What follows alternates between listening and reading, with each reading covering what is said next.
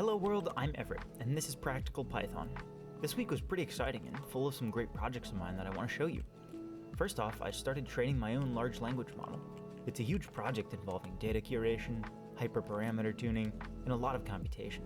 It's been training for 18 hours now, using almost all of my GPU's 16 gigabytes of VRAM, and it's only 30% of the way through the dataset. Speaking of data, to train a model of this size, we need a lot of it. So I downloaded 88,000 YouTube video transcripts, about 450 million tokens of text. Writing the scraper for that took about an hour, but it took the next 4 days to actually get the data.